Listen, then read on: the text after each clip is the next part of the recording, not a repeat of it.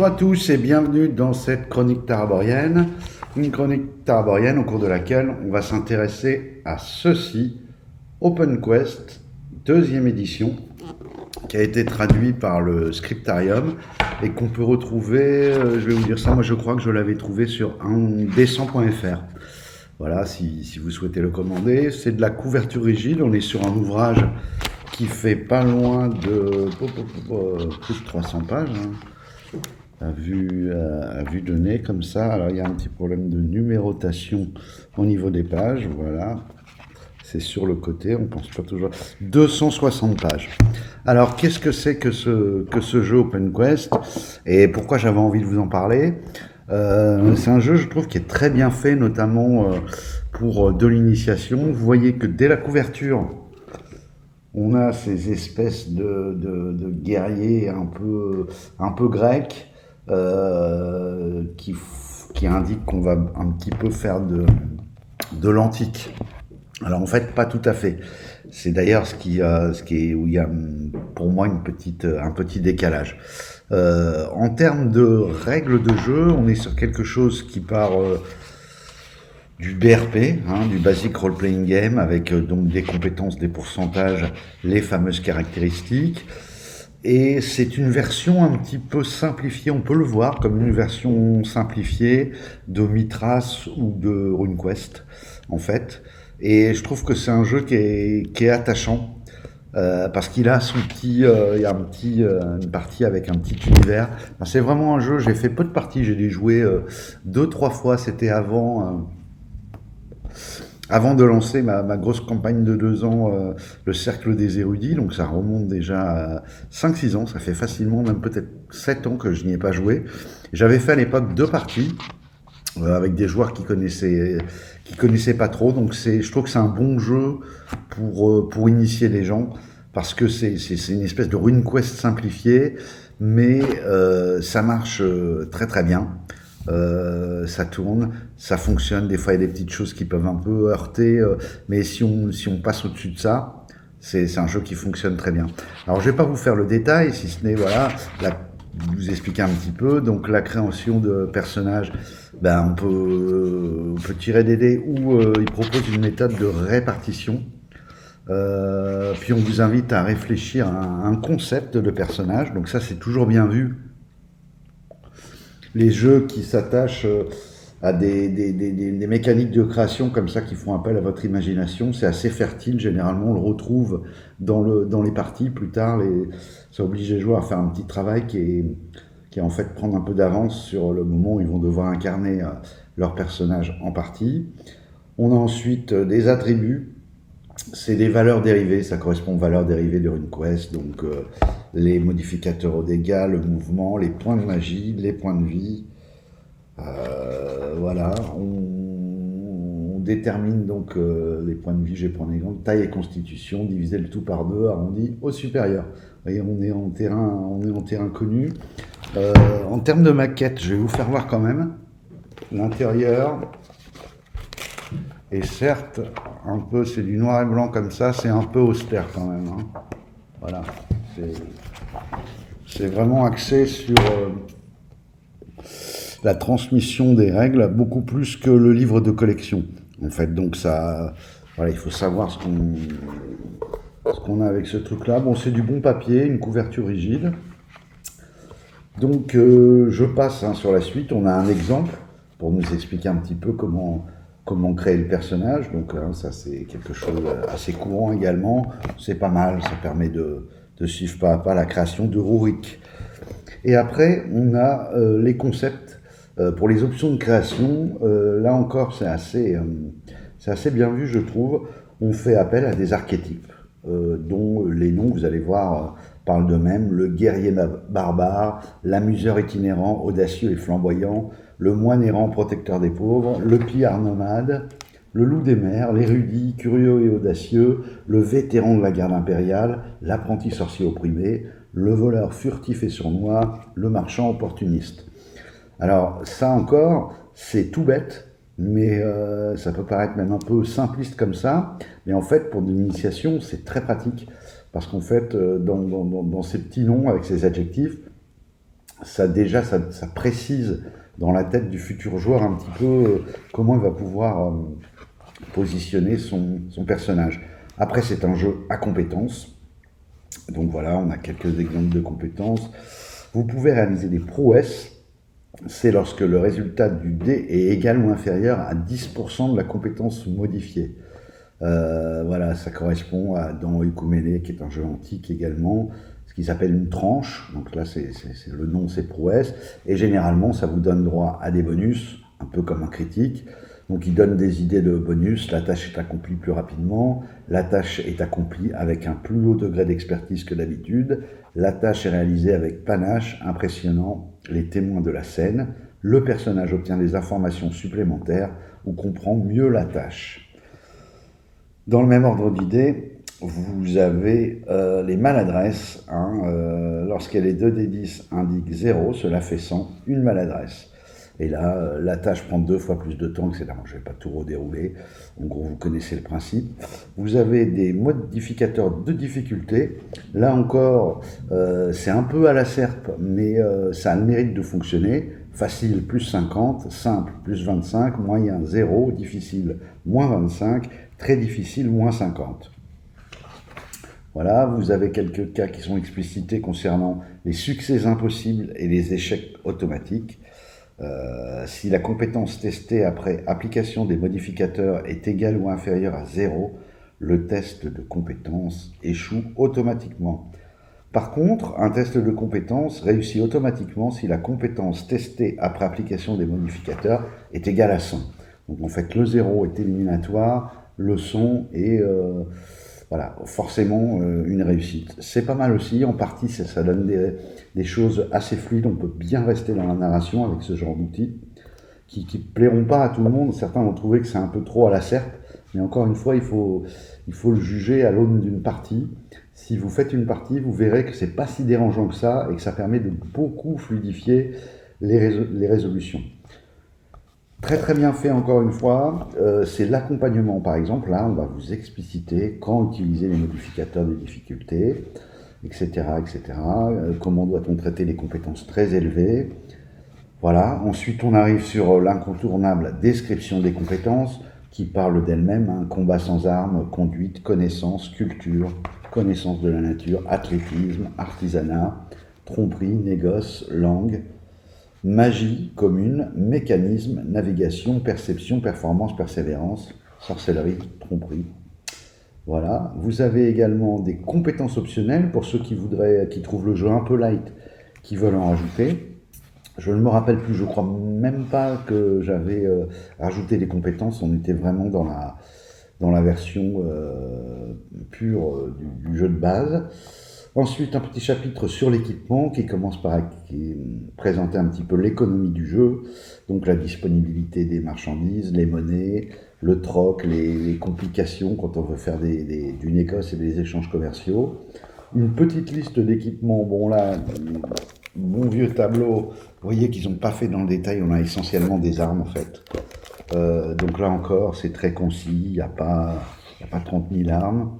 Et puis voilà, non, j'exagère, il y a quand même aussi les armures et puis quelques petits objets du quotidien. Bon, ça, un maître de jeu, une fois qu'il a vu quelques exemples, est assez vite en capacité d'adapter à la volée quand un joueur veut quelque chose, enfin pour fixer les prix, c'est pas un gros problème. De toute façon, bon, ces catalogues de tables avec des prix qui sont toujours indicatifs, puisqu'on vous dit qu'il faut les changer selon la région, selon le moment, s'il y a une crise économique ou pas dans la contrée.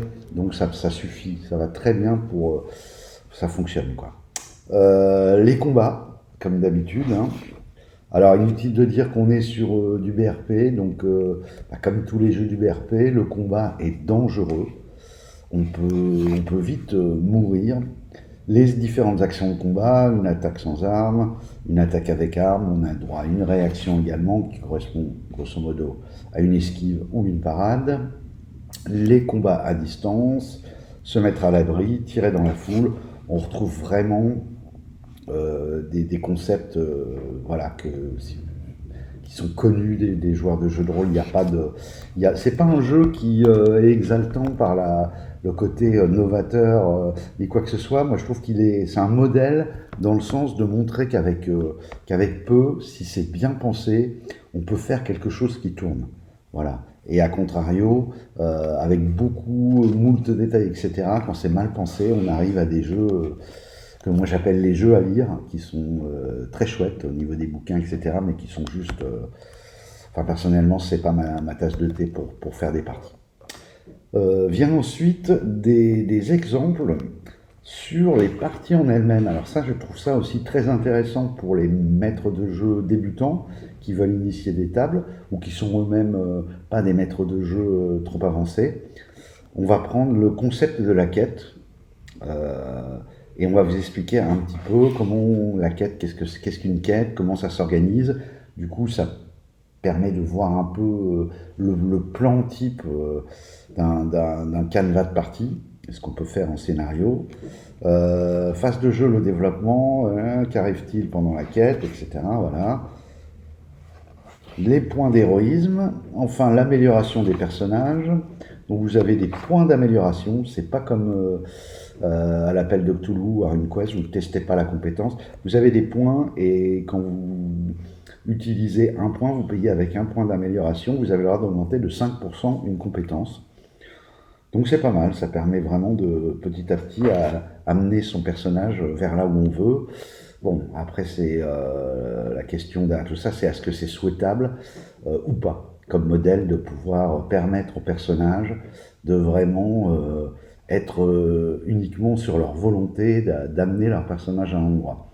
J'avoue que plus le temps passe, plus c'est pas ce que j'aime le plus dans les jeux de rôle, parce que je trouve que ça entraîne des biais dans la façon qu'ont les joueurs d'appréhender les parties. Lorsque le but du jeu, c'est de faire tel type de personnage, etc. Il y a un côté très intéressant dans le build, avec des jeux très crunchy, comme Pathfinder, première édition, ou même des 5 par exemple, d'aller chercher le bonus, etc. Il y a des joueurs qui sont à fond sur ces trucs-là et qui s'amusent, ça fait partie de l'amusement de builder son personnage. Moi, je trouve ça contre-productif par rapport à l'enjeu primordial d'une partie qui pour moi est de raconter une histoire ensemble et la faire vivre au personnage. Vous avez ensuite quelques paragraphes qui sont appelés ça règles diverses, donc des compléments sur les voyages, l'obscurité, la fatigue, hein, ça aussi on est habitué, la chute, la guérison, l'asphyxie, le poison, le feu et la chaleur, les combats navals, je crois même qu'on dit navaux, je suis pas sûr, mais il me semble. Deux distances possibles entre deux navires, voilà, donc il y a un petit système. Ce qui est important en gros, c'est la distance de combat, parce qu'il faut pouvoir gérer par rapport aux règles d'abordage. Les traumatismes mentaux, là encore, hein, voilà, on voit d'où ce jeu est sorti. Enfin, un chapitre encore très intéressant pour avoir une vue un petit peu d'ensemble, se reculer un peu le scope, et où ils vont essayer de présenter un petit peu les différents genres de fantasy. Alors, c'est pas très fouillé, vous attendez pas à des dissertations sur le steampunk ou la dark fantasy, mais vous avez, en quelques lignes un petit peu, ça permet de se faire une idée, et si on veut orienter ses scénarios ou sa campagne dans un sens, bah c'est bien d'avoir ça en tête. La guerre, les règles de combat de masse, les quêtes dans l'outre-monde. Vous voyez, ils ne se sont pas interdits d'aller piocher ça et là des concepts pour fabriquer leur jeu en fait. La magie, donc il y a 3 formes de magie. Voilà, vous pouvez les restreindre ou les étendre selon l'univers que vous allez proposer à vos joueurs. Donc la magie commune, vous allez avoir la magie commune, les sorts. Je passe un peu, je crois qu'après c'est la magie chamanique et la magie divine. Les divinités, très intéressant. Là encore, ils ont un peu pioché à droite à gauche pour faire une espèce de panthéon qui, si on passe sur le côté un peu agglomération, finalement ça marche très bien. Voilà, après c'est moins stylé que dans certains autres jeux, hein. C'est un jeu quand même assez rapide. Et la sorcellerie. Voilà. les listes de sorts, ça occupe une bonne part du bouquin. Et puis après, on a un bestiaire. Voilà, bon, qui n'est pas super bien présenté, mais c'est juste... Je sais pas si vous voyez. Bon, moi, je trouve ça pas terrible au niveau de la présentation. Mais ça fait le taf. Vous avez quand même quelques créatures. Voilà, les ghouls, les gorgones, on est un peu sur le côté mythologique. C'est pour ça qu'on voit bien que il y a même le canard qu'on peut jouer. On voit bien que c'est un espèce de RuneQuest simplifié. Les animaux, les objets magiques. Et enfin, cerise sur le gâteau. Moi, j'ai trouvé particulièrement intéressante si vous avez envie de faire jouer plusieurs aventures à des mêmes personnages, de façon à ce que petit à petit vous constituiez, le récit constitue une campagne. Vous avez l'Empire de Gatan, encore une fois, qui est assez simplifié, mais c'est quand même un petit empire, avec son histoire, sa chronologie, son atlas, qui est quand même sur...